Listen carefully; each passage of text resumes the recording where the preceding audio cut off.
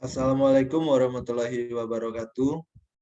Perkenalkan, kami dari kelompok 7 ingin membahas tentang metode langsung dan metode tidak langsung. Perkenalkan anggota dari kelompok kami ada Adelia Putri, Wiwi Sugiyarti, Deni Rahmawati, dan terakhir ada Nadia Pratiwi. Langsung saja kita akan membahas soal dari kelompok 7. Baiklah, pada Wiwi boleh tolong di share screen.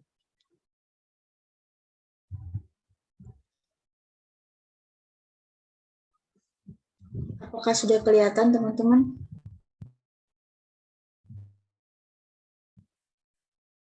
Kelihatan, Wi. Baiklah. Ini yang metode tidak langsung dulu, kan, Wi? Ya, ini kita akan membahas yang pertama itu mengenai cara perhitungan untuk metode yang tidak langsung. Nah, baiklah, di sini kan ada soal yaitu mengenai soal dari perusahaan Winner and Sporting Goods Incorporation untuk tanggal 31 Desember tahun 2020 dan tahun 2021. Di sini ada beberapa akun. Di sini yang pertama itu ada aset, liabilitas, kemudian di sini juga ada laporan laba ruginya ini. Baiklah, kepada teman-teman, mungkin langkah yang pertama yang akan kita lakukan yaitu membuat dulu perubahan saldo dari tahun 2020 dan juga tahun 2021.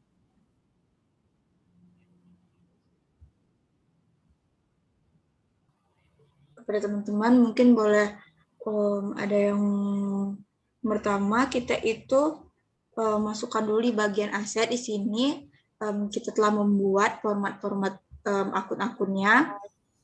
Yang pertama itu ada bagian aset, ya di sini ada pada tahun 2021. Mungkin teman-teman boleh disebutkan tahun 2021 itu bagian cash berapa?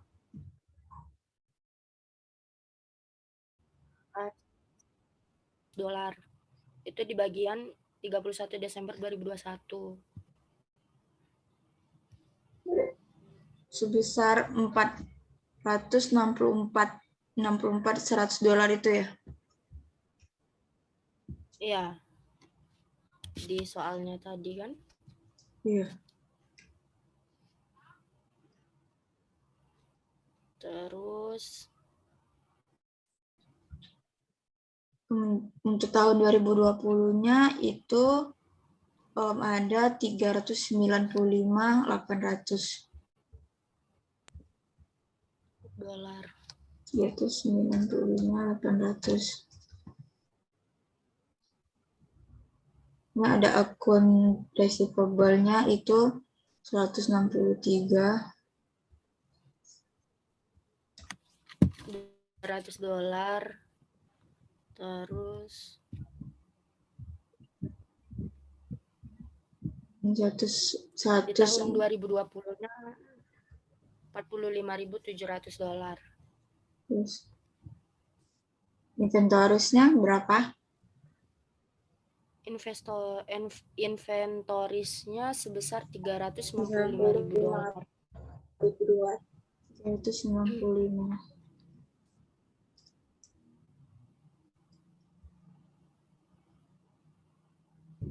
Dan tahun 2020-nya ada 367.900. $. Perubahannya nanti tuh. Apa? Perubahannya kita buat masukkan angkanya dulu, Dak.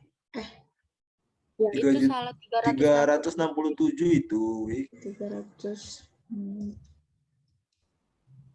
Ya, $67.900. Ya, benar. Terus ini 0 ya? Terus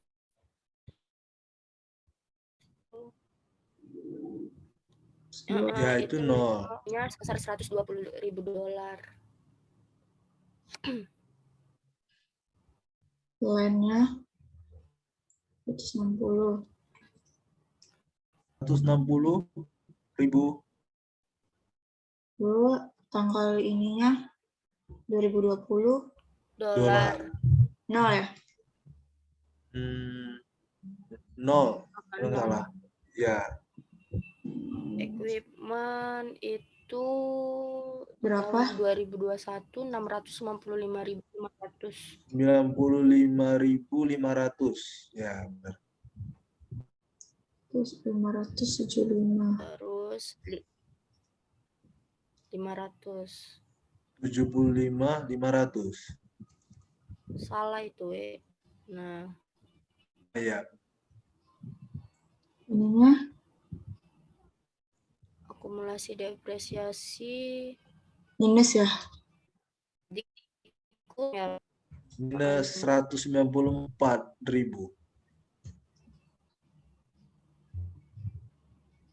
Ininya tahun 2020 Minus 168.000 dolar.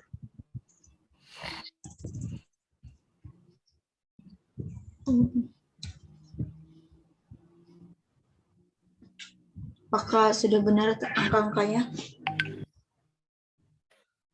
sudah. Terus di perubahan Ya, berapa? sudah benar itu. Perubahannya itu berarti tinggal kita kurangkan aja kan? Ya, benar. Itu 68.300. Ini 17.500. 300 dah. 300 apa 500? 500 300. itu. Oh, bukan 300 ya? Bentar, berarti ada yang salah nggak angkanya? Oh, yang ini 163.200. Ya, 17.300. Di Ya. bagian Oh, Wiwi typo. Tipu. Nah, sedikit, teman-teman.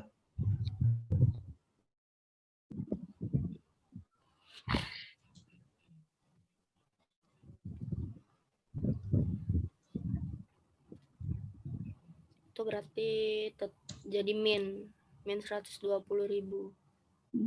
Karena pada tahun ini kan 160. 2020 ada investasi, terus kita jual pada tahun 2000 berapa? Tahun 2021. Jadi tahun 2021 kita jual investasinya. Kemudian tahun ini ada pembelian tanah. Makanya hasilnya min.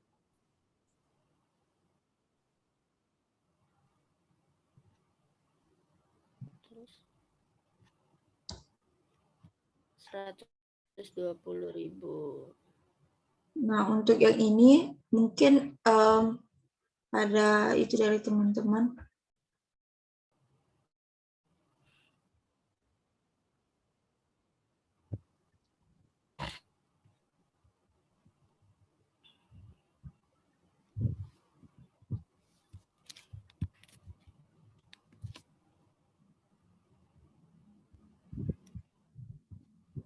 Berarti hasilnya 26.000.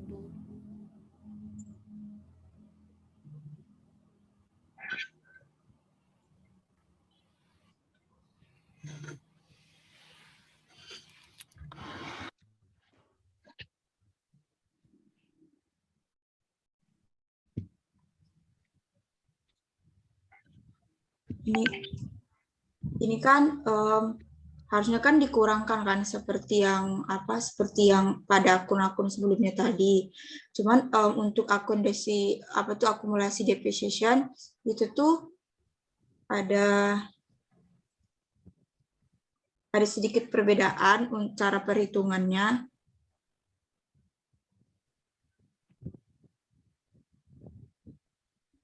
Harusnya kan hasilnya ini kan negatif kan. Namun untuk akumulasi depreciation itu menjadi positif itu karena khusus untuk akumulasi depresi itu tanda minusnya ini di angka-angkanya itu kita abaikan karena akumulasi depresiasi itu akan dijadikan sebagai pengurang dari akun aset ini sendiri. Terus jadi untuk pengoperasiannya itu cukup mengurangkan 194.000 itu dikurangkan dengan 168.000 rupiah tanpa melihat tanda minusnya tadi. Hasilnya itu nanti sebesar 26.000 itu akan menandakan akumulasi penyusutannya mengalami peningkatan dari tahun 2020 ke tahun 2021, yaitu sebesar peningkatannya sebesar 26.000.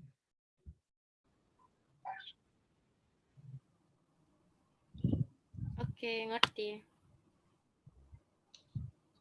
Oke, kita lanjut untuk bagian liabilitas sama ekuitas. Kita masukkan dulu angka-angkanya. Itu di total dulu nggak, Wi? Oh iya, enggak. Yang ini di total dulu, Rak. Iya. Total dulu. Ya, itu di total dulu ya, benar. Yes.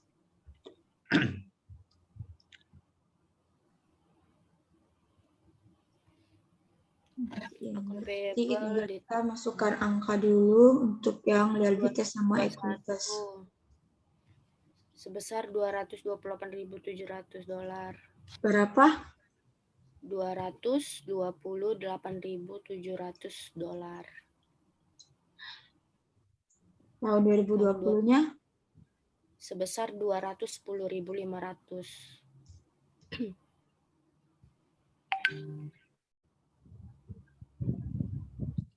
Akun payable-nya itu 16.500.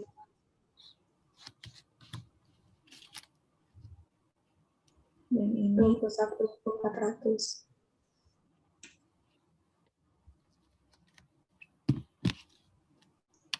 Ini Dividen 14.000. Tahun 2020-nya 10.000.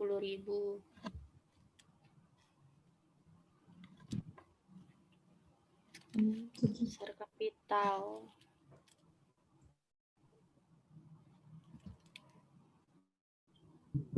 60.000.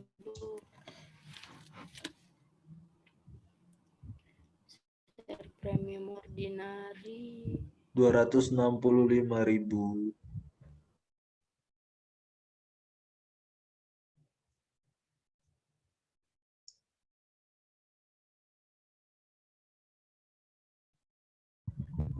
Dolar.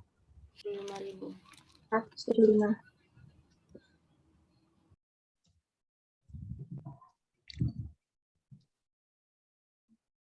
84.600 itu, Wi. Return earning.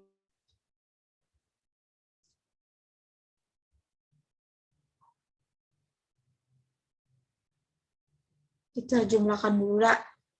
Ya, Tahun 2000. boleh.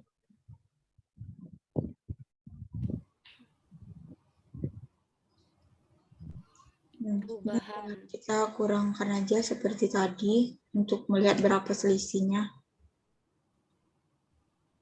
11.200.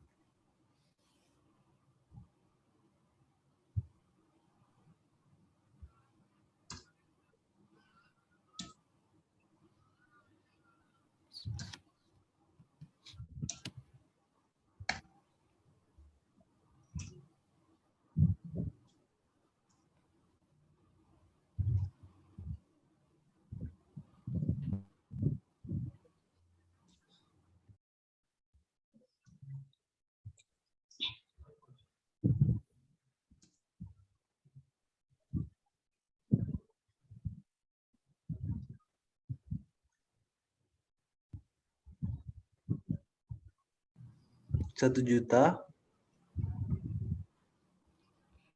Ini udah kan kita buat perubahannya. Terus lanjut ke kita ke format untuk membuat Jurnal. laporan arus gasnya.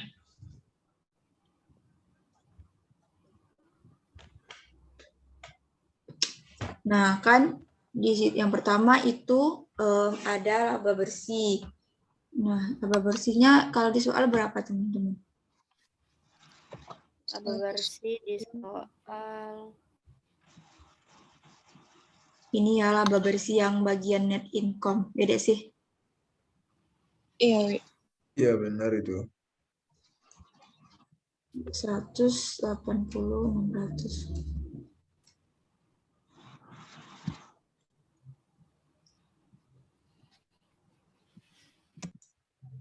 Ya, kita dulu ubah formatnya.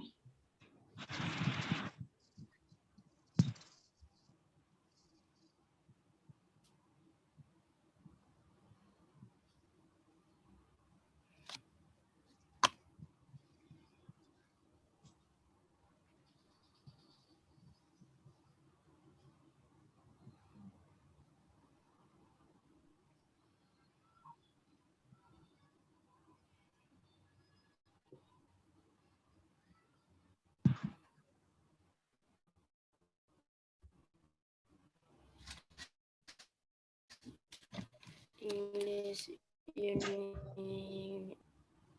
Laba bersihnya itu sebesar 180.600 dolar. Kemudian kita masuk ke beban depresiasinya. Beban depresiasi tadi kita lihat di berapa selisihnya kan? 26.000 selisihnya. 26.000. 26.000.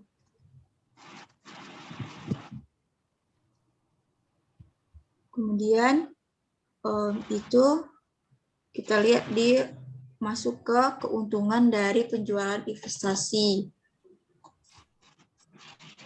12.000 keuntungannya.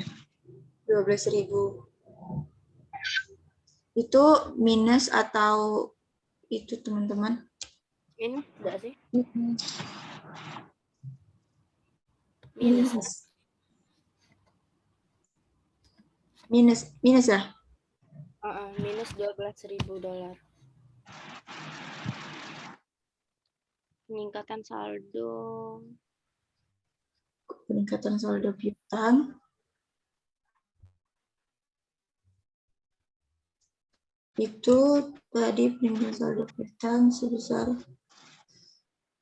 ini kan 7, ini kan piutangnya ini akun receivable-nya 17.500. Di sini kan angkanya itu di debit ya, positif. Tapi di sini jadi minus karena itu akan menjadi pengurang dari untuk kita mendapatkan kas bersih berbasis cash.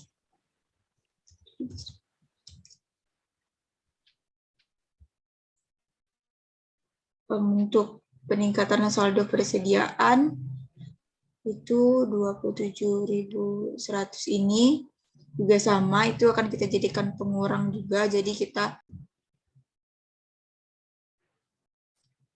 baiklah, kita selanjutnya itu mengenai berapa peningkatan saldo persediaan. Nah, kan peningkatan saldo persediaan itu yang ini kan, yang inventoris kan, persediaannya itu yang sebesar 27.100. Namun ini kan positif kan, kita jadikan sebagai pengurang karena itu nanti akan menjadi pengurang. Lunas.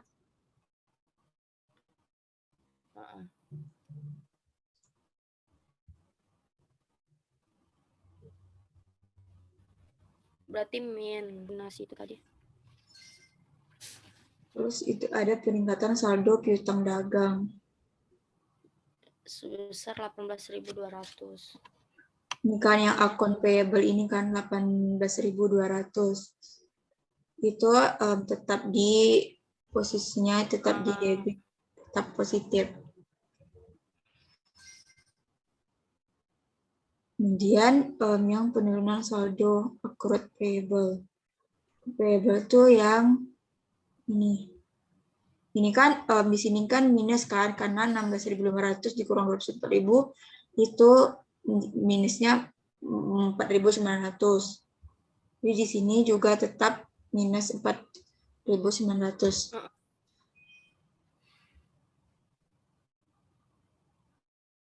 Lanjut. Terus kita jumlahkan Total dulu ya? dulu.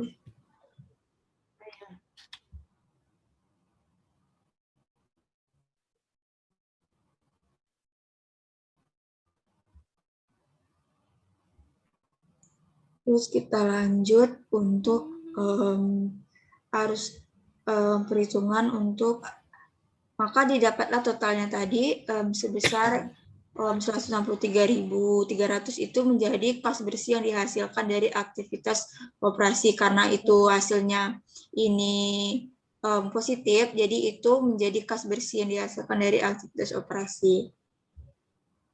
Kita lanjut ke arus kas dari aktivitas investasi. Nah, di sini kan tadi kita ada menjual, disoalkan ada penjualan investasi kan. 120. Enggak.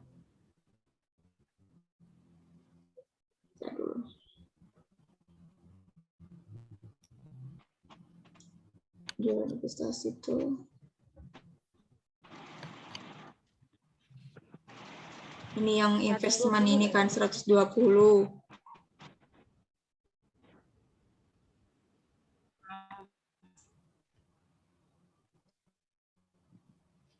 Namun pada tahun 2021 kan kita jual kan investasinya itu, dan kita itu mendapatkan keuntungan sebesar 12.000 dah sih. Iya, keuntungannya 12.000 dah. 12.000. Iya itu keuntungan. Berarti ditambah. Ya berarti ditambah berapa itu? Ditambah 12.000. 120 $135 12.000. tambah 12.000. 132. Tuh. Terus kita juga ada pembelian tanah kan pada tahun 2021 31 Desember itu ada pembelian tanah sebesar 160.000. Ini kan sebenarnya ini kan positif ya. Namun karena kita belinya secara tunai, maka kan kalau kita beli secara tunai maka kas kita itu berkurang kan. Artinya duit kita ada yang keluar. Maka itu kita jadikan sebagai pengurang nantinya. Kita beri tanda minus sebesar 160.000.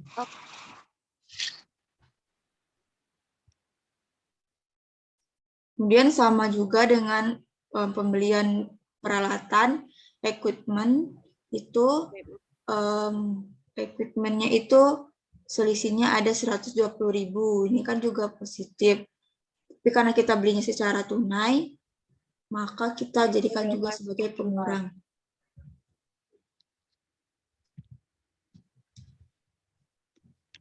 Total.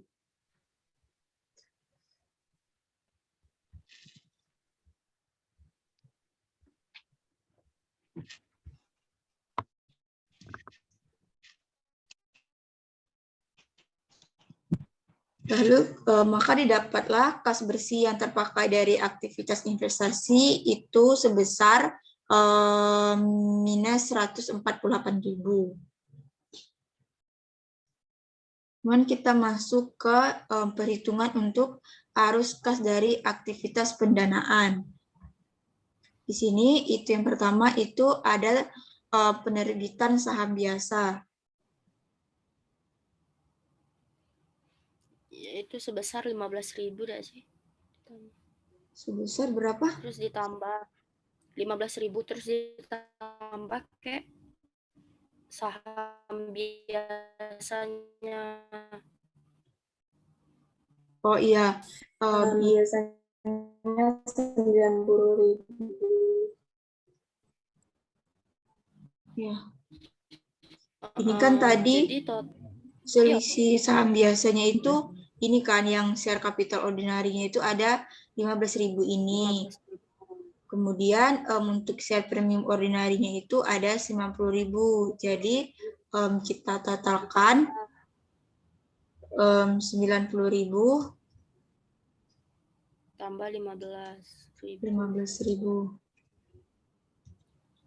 Maka didapatlah hasilnya sebesar 105.000. Kemudian untuk pembayaran dividen. Sebenarnya untuk pembayaran dividen ini itu kita harus membuat itu sih akun T-nya dulu. Kita coba buat di sini dulu.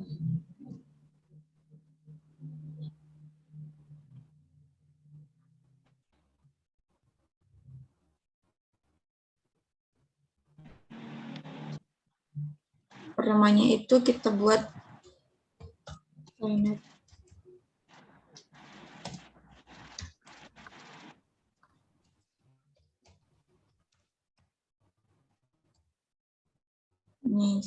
Nah, di sini kita masukkan dulu saldo awal dari retained earnings. Dimana saldo awalnya itu kan 960.000. 960.000. Kemudian saldo akhirnya itu ada berapa saldo akhirnya? 1.084.600.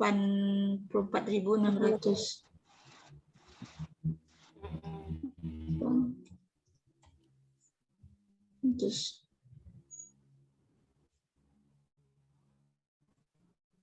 kemudian di sini kita tambahkan net income-nya atau laba bersihnya.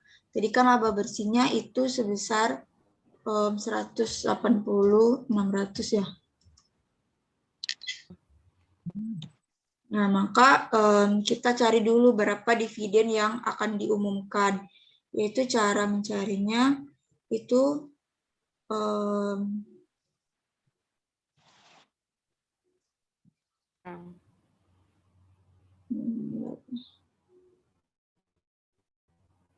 100 berapa?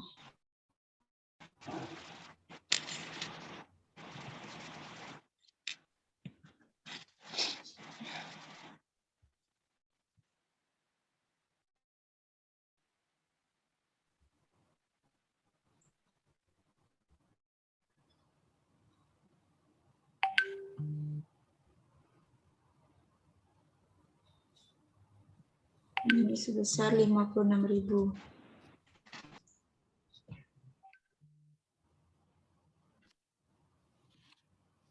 Baru kita bisa mencari dividen payable-nya untuk mencari berapa dividen yang akan kita bayarkan untuk tahun 2021 nanti. Yaitu kita masukkan dulu dividen saldo awal dividennya, yaitu tahun 2020 sebesar 10.000, kemudian tahun 2021 itu ada 14.000, kemudian kita masukkan dulu dividen yang diumumkan tadi yaitu 56.000, maka di sini tinggal kita kurangkan 56.000 dikurang dengan selisih antara dividen payable dari tahun 2020 14.000 dikurang 2021 dikurang 10.000, maka 4.000, maka 56.000 dikurang 4.000, maka didapatlah pembayaran dividen tahun 2021 itu sebesar 52.000.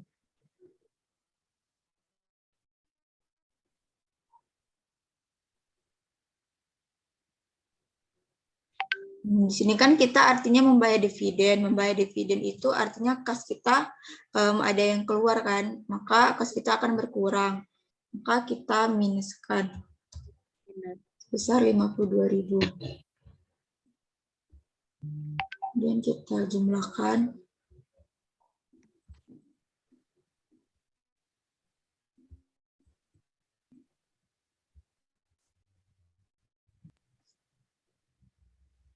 Nah, kan ini sudah kita dapatkan hasil dari aktivitas. Yang pertama itu ada aktivitas operasi, kemudian ada investasi, dan juga yang ketiga itu ada kas besi dari aktivitas pendadaan.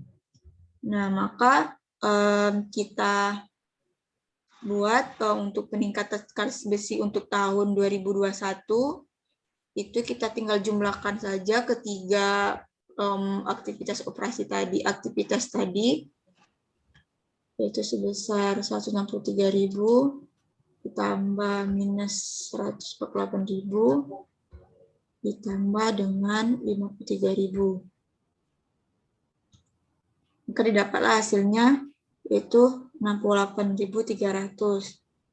Kemudian kita masukkan juga kas awal pada tahun 2021, yaitu atau 1 Januari 2021. Kan kas awal 1 Januari 2021 itu sama dengan kas akhir atau kas yang ada di tanggal 31.000 di tanggal 31 2020. Yang 355.800 ini itu akan menjadi saldo awal pada tahun 2021. Jadi kita buat kasnya itu sebesar 395.800.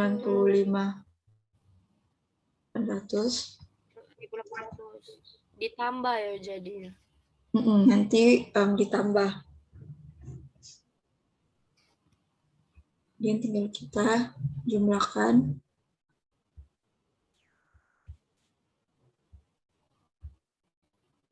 Maka didapatlah hasilnya yaitu untuk kas pada periode 31 Desember atau laporan arus kas pada per 31 Desember 2021 yaitu sebesar 464.100. Nah, hasil ini itu nilainya itu harus sama dengan saldo awal tahun 2000, saldo akhir dari 31 Desember 2021. Kita coba cek apakah hasilnya sama. Di sini 464.100. Nah, sama kan ini saldo cashnya. Jadi, insya Allah laporan arus kas yang metode tidak langsung ini benar karena ini sama.